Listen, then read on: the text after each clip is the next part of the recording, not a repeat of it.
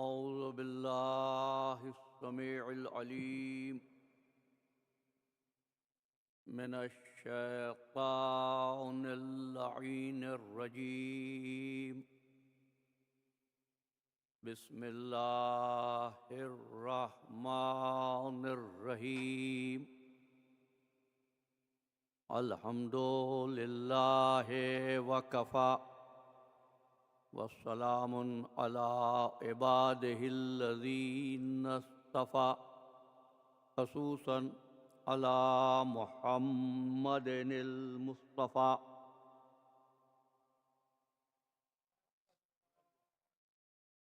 وأهل بيته الطيبين الطاهرين المعصومين شرفاء إنهم سفينة النجاة ومصباح الهدى. أما بعد فقد قال الله تبارك وتعالى في محكم كتابه المبين وهو أصدق الصادقين. بسم الله الرحمن الرحيم. قل إن اجتمعت الإنس والجن على أن يأتوا بمثل هذا القرآن لا يأتون بمثله ولو كان بعضهم لبعض ظهيرا. صلوات.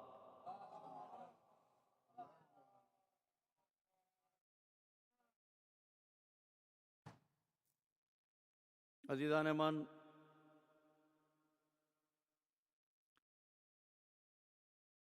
گفتگو کرتے ہوئے ہماری کوشش ہمیشہ یہ ہوتی ہے کہ ہم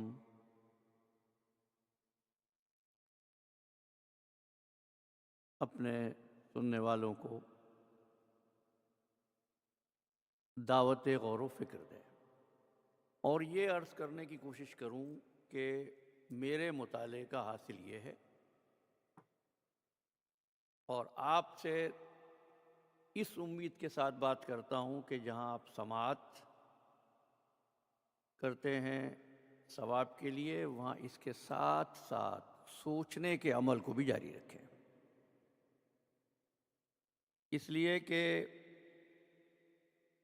مقصود تعلیمات آل محمد یہی ہے کہ ہم ایک طالب علم کی طرح سیکھیں اور سیکھنے کے بعد پھر اپنی زندگی میں تبدیلی پیدا کریں، کیونکہ قرآن مجید نے تعریف ہی ان حضرات کی ہے جو سوچنے کا کام کرتے ہیں، مذمت ان کی ہے جو سوچنے کا کام نہیں کرتے ہیں۔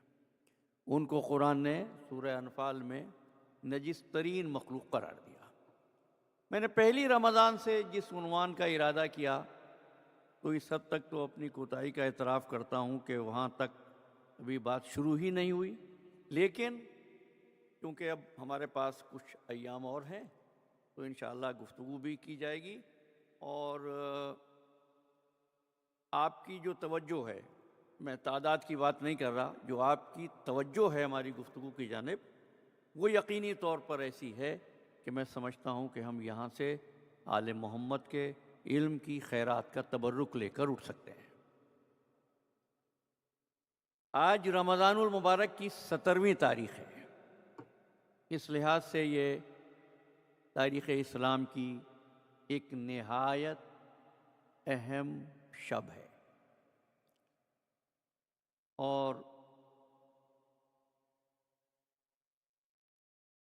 جو کچھ اس تاریخ میں ہوا اس میں سیکھنے کے لیے بھی بہت کچھ ہے۔ قرآن مجید نے اس واقعے کو جو 17ویں رمضان کو پیش آیا، غزوہ بدر، اس کو یوم الفرقان ارشاد فرمایا، اور مجھے بہت خوشی ہوئی کہ آج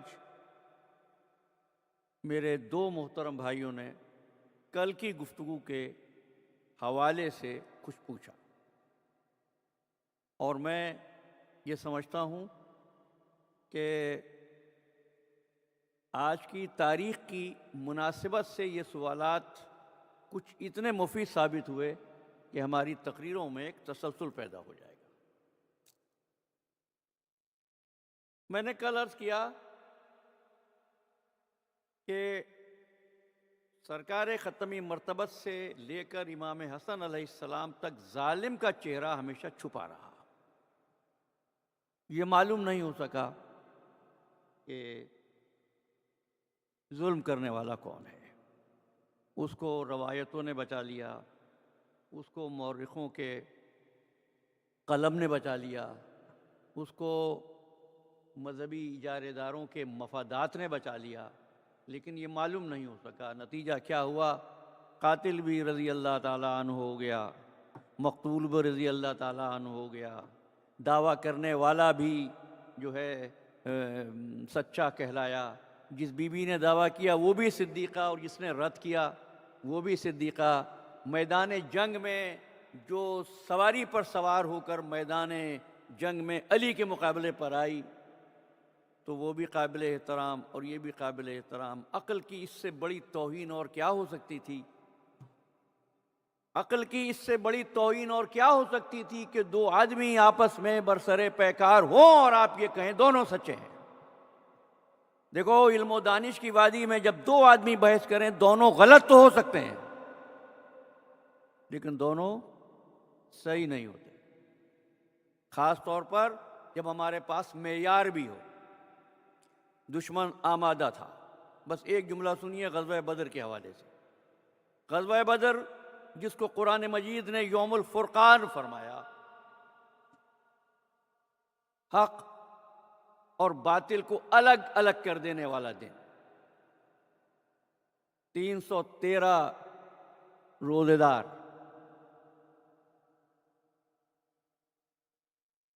بے سر و سامان لشکر، گنتی کی تلواریں اور گنتی کی سواریاں، مقابلے پر ایک بڑی فوج. بس یہیں سے سمجھ لو کہ آنے والی مسلم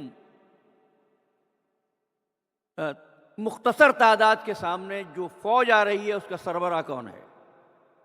مجھے اس سے زیادہ کہنے کی ضرورت نہیں ہے، اور میں ان عنوانات پر کم ہی بات کرتا ہوں، لیکن آج کی تاریخ کا تقاضا ہے کہ آپ سے عرض کروں.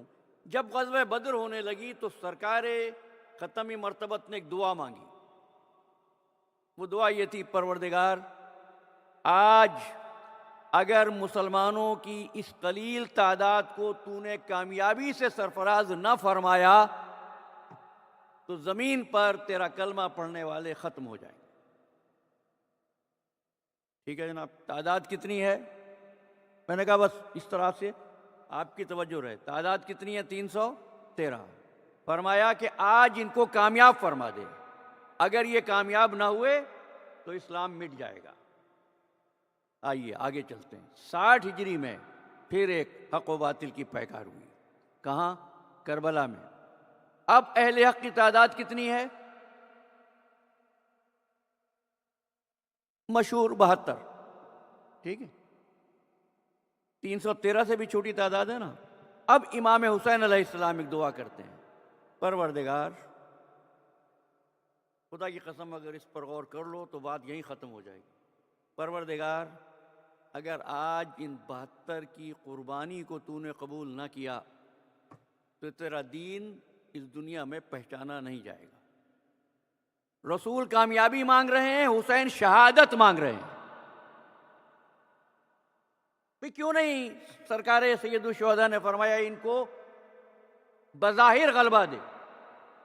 فرمایا ان کی شہادت کو تو قبول کر. اس لیے کہ اگر آج ان کی شہادت کو قبول نہیں کیا تو پروردگار تیرا دین پہچانا نہیں جائے گا. دین تو رہے گا لیکن دین کی شکل مسخ ہو جائے گی، بگڑ جائے گی. ان دونوں معاملات میں فرق کیا ہے؟ بس دونوں معاملات میں فرق یہ ہے کہ غزوہ بدر ہے کفر و اسلام میں جنگ کا نام، اور کربلا ہے اسلام اور منافقت میں جنگ کا نام. دیکھیے، بدر ہے، احد ہے، خندق ہے، خیبر ہے. یہاں باطل کا لباس باطل کی صورت میں حق کے مقابلے پر آیا. کربلا میں باطل حق کا لباس اوڑھ کر آیا، اپنے چہرے کو چھپا کر آیا. اب جو لوگ پوچھتے ہیں نا اس سے پہلے اہل بیت نے وار کیوں نہیں کیا، تو عزیزو اس لیے نہیں کیا کہ اس سے پہلے اگر وار کیا جاتا تو باطل کا، نفاق کا، کفر کا ایک ہی ستون مجروح ہوتا۔ حسین ابن علی کی ایک کاری ضرب نے ان چاروں جھوٹے اصولوں کو باطل کر کے رکھ دیا۔ ٹھیک ہے، اب ہم آغاز کرتے ہیں، اس سوال کا جواب بھی دیں گے کہ قاتل تو معلوم ہے ابن ملجم، معلوم ہے جودہ بنت اشس، پھر قاتل چھپا کیسے؟ یہی سوال تھا۔ ٹھیک ہے نا جناب؟ تو اب آپ سے عرض کروں، جب بھی کوئی تحریک شروع ہوتی ہے تو کچھ لوگ اس کے مخالف ہوتے ہیں، کچھ لوگ اس کے حامی ہوتے ہیں، لیکن پھر ایک ایسا موقع آتا ہے جب تحریک کامیاب ہونے لگتی ہے۔ جب کوئی تحریک کامیاب ہونے لگتی ہے اور مخالف یہ محسوس کرتا ہے کہ اب اس کا مقابلہ کرنا مشکل ہے، تو وہ مخالفت نہیں کرتا بلکہ اسی تحریک کا فرد بن کر تحریک میں شامل ہو جاتا ہے۔ ایسے لوگوں کے لیے قرآن مجید نے ذکر کیا۔ یہ کون لوگ ہیں؟ وَإِذَا لَقُوا الَّذِينَ آمَنُوا قَالُوا آمَنَّا، جب ایمان والوں میں بیٹھے کہنے لگے ہم تو تمہارے ساتھ ہیں۔ وَإِذَا خَلَوْا إِلَىٰ شَيَاطِينِهِمْ قَالُوا إِنَّا مَعَكُمْ إِنَّمَا نَحْنُ مُسْتَهْزِئُونَ، ہم تو اصل میں تمہارے ساتھ ہیں، ان کے ساتھ تو مذاق کرنے گئے تھے۔ پھر قرآن نے کہا یہ سمجھتے ہیں یہ پروردگار عالم سے مذاق کر رہے ہیں، حقیقت یہ ہے کہ ہم ان سے مذاق کر رہے ہیں، ہم وقت کا انتظار کر رہے ہیں۔ ایسا ہی ہوا، سرکار ختمی مرتبت نے آغاز تبلیغ اسلام کیا، مخالفت ہونے لگی۔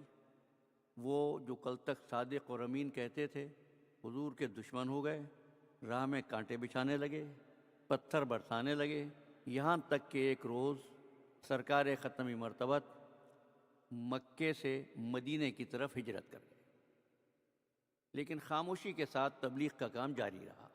پھر ایک ایسا دن آیا کہ سرکار ختمی مرتبت فاتح بن کر مکے میں داخل ہوئے۔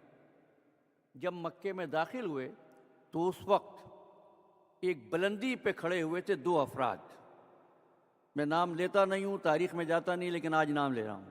دو حضرات، ایک ہے عباس ابن عبد المطلب اور ایک ہیں امیر شام کے باپ ابو سفیان۔ تو جب حضور کے ساتھ اتنی بڑی تعداد دیکھی تو ابو سفیان نے کہا عباس تیرے بھتیجے نے تو بہت بڑی حکومت قائم کر لی ہے۔ تو عباس نے کہا تیری زبان پر اب بھی حکومت حکومت ہے، یہ حکومت نہیں ہے، نبوت ہے۔ اب دیکھو مائنڈ سیٹ کیا ہے، سوچ کیا ہے، نظریہ کیا ہے۔ ایک کی سوچ میں نبوت ہے، دوسرے کی سوچ میں حکومت ہے، دوسرے کی سوچ میں اقتدار ہے۔ اب اس مائنڈ سیٹ کے ساتھ جو کلمہ پڑھے گا، کیا وہ اسلام کو دل سے قبول کر کے کلمہ پڑھے گا؟ وہ مجبوری میں کلمہ پڑھے گا، لیکن ان کا مقصود کیا ہوگا؟ مقصود یہ ہوگا کہ کسی نہ کسی طور پر اشہد ان لا الہ الا اللہ و اشہد ان محمد رسول اللہ کی آواز کو روک دیا جائے۔ ٹھیک ہے؟ اچھا، بس بہت جلدی آپ سے عرض کروں، اور دیکھیے گا تاریخ مسعودی میں، تاریخ بغدادی میں ایک صاحب تھے، تو وہ کہتے ہیں کہ میں جایا کرتا تھا امیر شام کے پاس، اور ان کا بیٹے کی یہ روایت ہے، وہ کہتے ہیں جب میرا باپ آتا تھا امیر شام سے مل کر تو ہمیشہ اس کی حاضر جوابی، اس کی ذہانت، اس کی زیرکی کی بہت تعریف کرتا تھا۔ ملیں گے تم کو اس وقت بھی، آپ کے میڈیا میں ایسے حضرات ہیں، سوشل میڈیا پر تو بھرمار ہے، جو تعریف کر رہے ہوں گے کہ صاحب ایسی، تو وہ ہمیشہ تعریف کرتے تھے۔ لیکن ایک دن جب وہ آئے تو کہتے ہیں کہ وہ بہت غصے میں تھے۔ میں نے پوچھا بابا کیا بات ہوئی؟ آپ تو ہمیشہ خوش آتے ہیں اس کے پاس سے۔ تو وہ کہنے لگے آج میں دنیا کے نجس ترین آدمی سے مل کر آ رہا ہوں۔ ابھی حیران ہوا بیٹا، بابا ہوا کیا؟ کہا میں نے اس سے کہا، آپ سمجھ رہے ہیں نا اس سے کس سے کہہ رہے ہیں وہ، یہ کہا کہ دیکھ تو نے رسول اللہ کے ساتھ یہ کیا، علی کے ساتھ یہ کیا، حسن کے ساتھ یہ کیا، اب یہ کمزور ہو چکے ہیں، اب بنو ہاشم پر ظلم کرنا چھوڑ دے۔ کہتے ہیں کہ جیسے ہی میں نے یہ کہا اسی وقت مسجد سے اذان ہوئی اور مؤذن نے کہا اشہد ان محمد رسول اللہ. تو اس نے نام لیا کہ پہلے خلیفہ آئے کیا تبدیلی آئی، دوسرے آئے کیا تبدیلی آئی، تیسرے آئے کیا تبدیلی آئی، یہ کیا کیا تبدیلی آئی. اور ادھر مؤذن نے اذان کہی اشہد ان محمد رسول اللہ. کہنے لگا یہ اذان کی آواز تو آج تک آ رہی ہے، جب تک یہ نہ رک جائے میں اپنے مقصد میں کامیاب نہیں ہوں گا. پھر کیا ہوا جناب؟ پھر ایسے ایسے کردار تخلیق کیے گئے. علامہ مرتضی عسکری کی کتاب ہے، 500 ایسے حضرات تیار کیے گئے جن کا وجود ہی نہیں تھا، اور 400 لوگ ایسے تیار کیے گئے جو مسلمان ہی نہیں تھے. ان کو پالا گیا، ان کی پرورش کی گئی، اور پھر پرورش کرنے کے بعد انہوں نے کچھ نظریات کو اسلام میں داخل کیا. اچھا، بعض ایسے بھی تلخ حقائق آتے ہیں کہ عرض کروں تو کچھ احباب شاید ناراض ہوں، لیکن حقیقت یہ ہے اسلام کو پادریت کی اتباع میں خانقاہ میں قید کرنے کی کوشش کی گئی. ایک اور گزارش کر دوں آپ سے، میرے جملہ تلخ ہو تو مجھے معاف کر دیجیے گا. اسلام میں ملائیت کی گنجائش تھی نہیں، یہ سب اس تحریک کا حصہ تھی. کیوں تھی یہ اب آپ کی سمجھ میں آ جائے گا کیوں کیا گیا ایسا. کیوں نہیں تھا؟ میں ایک دلیل سن لیجئے. بسم اللہ الرحمن الرحیم، والعصر ان الانسان لفی خسر الا الذین آمنوا وعملوا الصالحات. سنی ہوئی آپ کی سورہ عملوا الصالحات وتواصوا بالحق وتواصوا بالصبر. اس میں ایمان، عمل صالح، حق اور صبر کی وصیت ہر مسلمان کا فریضہ ہے یا صرف علماء کا؟ ہر مسلمان کا. لیکن اس کو چینج کر کے کابل احبار، بس اس نام کو یاد رکھ لینا، کابل احبار جیسے ایڈوائزر بٹھائے گئے. انہوں نے سب سے پہلے ایک نظریہ گھڑا، اور وہ نظریہ کیا تھا؟ تقدیر کا. تقدیر کا نظریہ کیا تھا؟ بندے کے ہاتھ میں کچھ نہیں ہے، جو کرتا ہے اللہ کرتا ہے. اگر علی کعبے میں پیدا ہوئے تو کوئی فضیلت علی نہیں ہے، لکھا ہوا ایسے ہی تھا. اگر علی میدان جنگ میں ثابت قدم رہے تو علی کا کمال نہیں ہے، اللہ نے ایسے ہی لکھا تھا. اگر کوئی میدان جنگ سے بھاگ گیا تو اس کے قصور نہیں ہے، اللہ نے لکھا ہی ایسے تھا. پھر لوگوں میں یہ نظریہ ایسا جنم پایا کہ آج تک یہ کہا جاتا ہے. آیت وہی ہے، دیکھو آیت وہی ہے، اور جب رمضان کی مجالس ہوں گی تو اس میں بہت کھول کے بات کروں گا. آیت وہی ہے لیکن ترجمہ بدل دی. کیا؟ یضل من یشاء، اللہ جسے چاہتا ہے گمراہ کر دیتا ہے. اوہو، اللہ جسے چاہتا ہے گمراہ کر دیتا ہے، جسے چاہتا ہے ہدایت دے دیتا ہے. نیک کو جنت دے دے گا، بدکار کو جہنم میں ڈال دے گا. مجھے بتاؤ ذرا سوچ کر، جب نیک آدمی کا اپنا کمال کچھ ہے ہی نہیں، اللہ نے اسے نیک بنایا، کس چیز کا ایوارڈ مل رہا ہے اس کو؟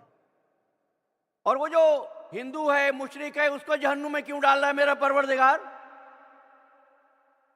تم تو کہہ رہے ہو اللہ جسے چاہتا ہے گمراہ کر دیتا ہے. نہیں، یہ دنیا عالم اسباب ہے. جو ہدایت حاصل کرنا چاہتا ہے وہ ہدایت پاتا ہے، جو گمراہ ہونا چاہتا ہے اللہ اس کو مجبور نہیں کرتا. اس لیے کہ اس نے فیصلہ کیا کیا؟ فیصلہ یہ کیا،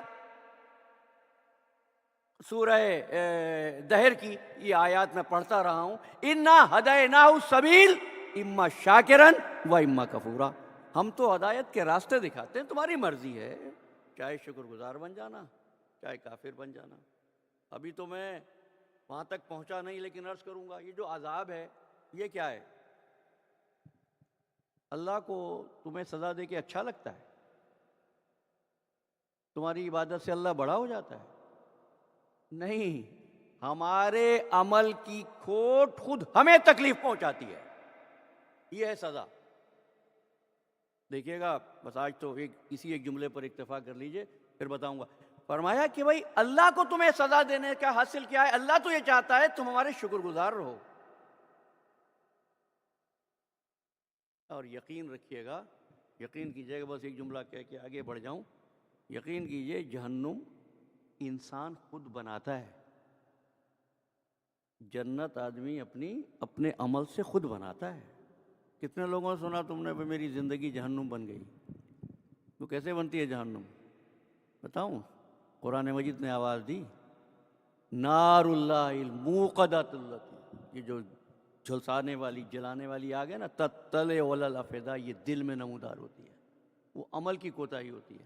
یاد رکھنا پرابلم شروع وہاں سے ہوتا ہے جہاں سے تم حکم خداوندی کی، حکم رسول کی نافرمانی کرو، کیونکہ اس کے احکامات اس کے فائدے کے لیے نہیں ہیں، تمہارے فائدے کے لیے۔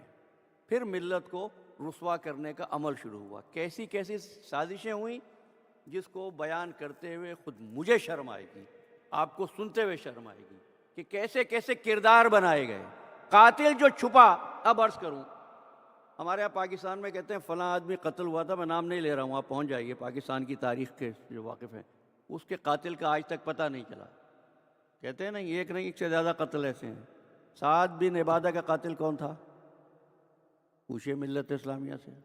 آج بہت باتیں ہوتی ہیں قرضے معاف کرنے کی، مجھے بتاؤ پہلا قرضہ بیت المال سے کس نے لیا تھا، کس نے معاف کیا تھا؟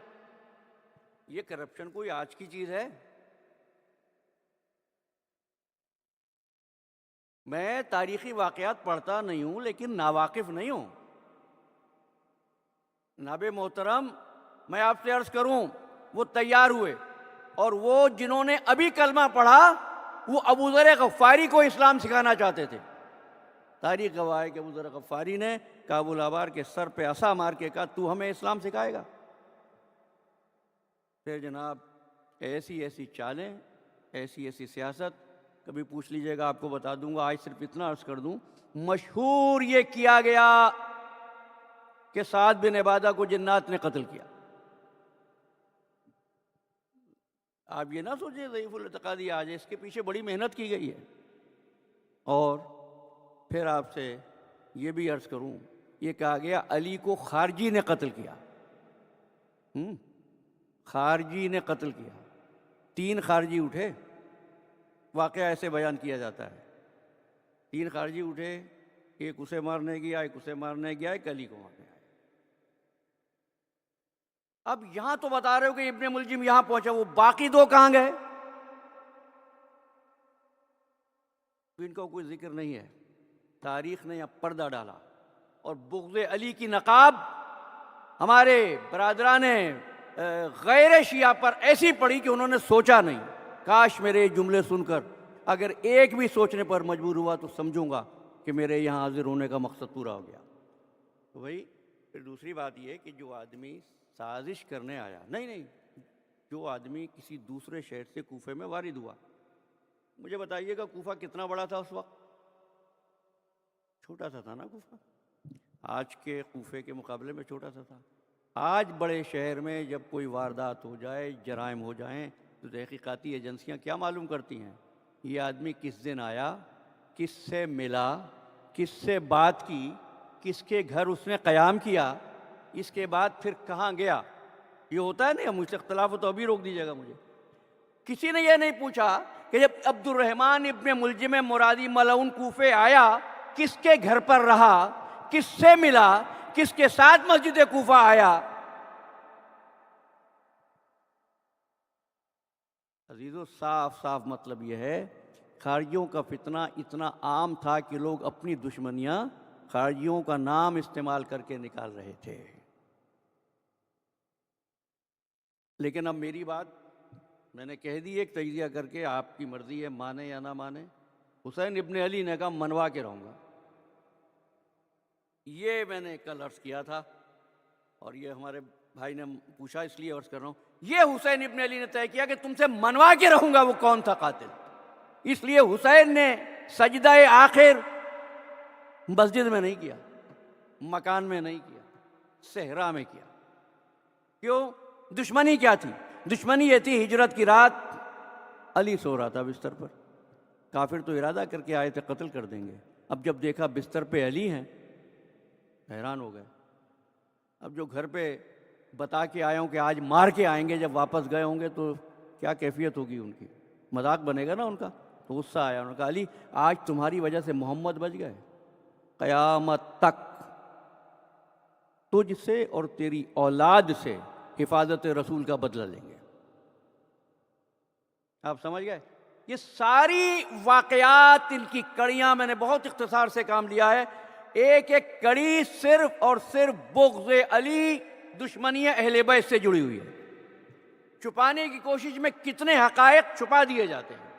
میرے مولا نے، سلطان کربلا نے، فرزند رسول نے، حسین ابن علی علیہ السلام نے یہ طے کیا تھا، جس پر اے بی سنہا نے، جو انڈیا کا وائس چانسلر ہے یونیورسٹی کا، میں نے کل جملہ کوٹ کیا، اس نے کہا حسین جب نکلے مدینے سے کربلا کی طرف، ایسا لگتا تھا حسین کسی مقتل کی تلاش میں ہے، ایسا مقتل جہاں قاتل کا چہرہ نظر آئے، جہاں قاتل پہچانا جائے، ورنہ اس سے پہلے اجماع تھا، شورا تھی، نامزدگی تھی، قہر و غلبہ تھا، یہ چاروں اصول جس میں جمع ہوئے وہ یزید تھا۔ حسین نے کہا ان چاروں اصولوں کو توڑ دوں گا، اجماع کے چہرے سے نقاب کھینچ دوں گا، شورا کی سیاہ سوچ سے پردہ ہٹا دوں گا۔ تو پھر میرے مولا ایک مرتبہ مخاطب ہوئے، بس آخری جملہ اور بات ختم کر رہا ہوں، میرے مولا مخاطب ہوئے لشکر شام سے، بس آخری جملے اس پہ توجہ کر لیجیے گا۔ فرمانے لگے یہ لوگوں کیوں میرے خون میں اپنے ہاتھوں کو رنگتے ہو؟ کیا میں نے اسلام کو چھوڑ کر کسی دوسرے دین کو اختیار کیا؟ کیا میں نے قرآن کو چھوڑ کر کسی دوسری کتاب کا دامن تھاما؟ کیا میں نے کسی کا حق مارا؟ کیا میں نے کسی بے گناہ کو قتل کیا؟ کیا میں نے کسی کا حق غصب کیا؟ کیا دیکھتے نہیں ہو میرے دوش پہ رسول کی عبا ہے، میرے سر پہ رسول کا امامہ ہے، میرے ہاتھ میں علی کی تلوار ہے، اب بھی باز آ جاؤ، اب بھی توبہ کر لو۔ تو ایک شخص آگے بڑھا، کہا حسین سچ ہے، تو نے نہ اسلام کو چھوڑا، نہ کتاب کو چھوڑا، نہ کسی کا حق مارا، اور تو ہی زمین پر محمد کا نواسا ہے، لیکن ہم تجھے تیرے باپ کے بغض میں قتل کریں گے۔ بس یہ تھی اسلام کی تاریخ۔ حسین ابن علی نے بتایا یہ کہ جتنے ظالم و فاسق تمہاری تاریخ میں ہیں وہ صرف بغض علی کی بیماری میں مبتلا ہے۔ اور پھر حسین ابن علی نے بڑے اطمینان سے جہاں یہ مشن مکمل کیا، اس مشن میں علی کی بیٹی نے، حسین کی بہن نے، محمد کی نواسی نے بھی اپنا فریضہ انجام دیا۔ بس حسین کی ذمہ داری تو عاشور کی عصر تک ہے۔ بڑی خوبصورت بات کسی نے کہی ہے، 9 شبیں جاگا ہوا تھا پاسبان کربلا، زینب ناشاد سے پہرا بدل کر سو گیا۔ کربلا کے جنگل میں شام ہوئی، سکینہ در خیمہ پر انتظار کر رہی، شہزادی زینب انتظار کر رہی، حسین نہیں آئے، ہاں ذوالجناح آیا۔ اس عالم میں کہ باغیں کٹی ہوئی تھیں، ہونٹ خون میں تر تھے، کسی بیوی نے گھوڑے کی گردن میں باہیں ڈال دی ہیں، ذوالجناح میرے بھائی کو کہاں چھوڑ آیا ہے؟ کوئی بچی گھوڑے کے سموں سے لپٹ گئی، یا ذوالجناح میرے بابا کو کہاں چھوڑ آیا ہے؟ بیویوں نے بیان کیے، ذوالجناح واپس میدان میں آیا۔ فوج شام نے چاہا کہ ذوالجناح کو پکڑ لیں، لیکن جب ذوالجناح پکڑا نہ جا سکا تو ارادہ کیا گھوڑے پر تیروں کی بارش کی جائے۔ ابھی یہ ارادہ کیا ہی تھا کہ عمر سعد نے رکابوں پر بلند ہو کر آواز دی، خبردار اس گھوڑے پر تیر نہ برسانا، یہ رسول اللہ کی سواری ہے۔ کوئی تھا پوچھنے والا کہ اگر یہ گھوڑا رسول کی سواری ہے تو کیا حسین سوار دوش رسول نہ تھا؟ پھر تھوڑی دیر کے بعد کلمہ پڑھنے والوں نے دیکھا کہ گھوڑوں کی ٹاپوں کا رخ خیام حسینی کی طرف ہوا، خیام حسینی کی طرف بڑھنے لگے۔ بس آخری جملہ میرے بیان کا، جب محمد نظر نہیں آئے تھے نا ہجرت کی رات، تو ایک مرتبہ کفار نے ارادہ کیا تھا کہ گھر میں داخل ہو جائیں، تو مسلمان نہیں تھا ابو لہب، کہنے لگا عرب کی حمیت کو کھو دیتے ہو، ہماری دشمنی محمد سے ہے، محمد کی عورتوں اور بچوں سے تو نہیں ہے۔ آئے کربلا کی مخالف فوج میں ایک ابو لہب بھی نہ تھا، ایک ابو جہل بھی نہ تھا جو یہ کہتا ہماری دشمنی حسین سے تھی، حسین کی عورتوں اور بچوں سے تو نہیں تھی۔ پھر کیا ہوا؟ بیویوں کی چادریں چھنی، سجاد کے گلے میں توق ڈالے گئے، ہاتھوں میں ہتکڑیاں ڈالی گئیں، پیروں میں بیڑیاں پہنائی گئیں، اور اس طرح بازاروں سے پھرایا گیا جب منادی یہ ندا دے رہا تھا، یا اہل الکوفۃ والشام ھذہ الصبایا من بنات رسول اللہ، لعنت اللہ علی القوم الظالمین وسیعلم الذین ظلموا ای منقلب ینقلبون۔ ربنا تقبل منا انک انت السمیع العلیم بحق محمد وآلہ الطیبین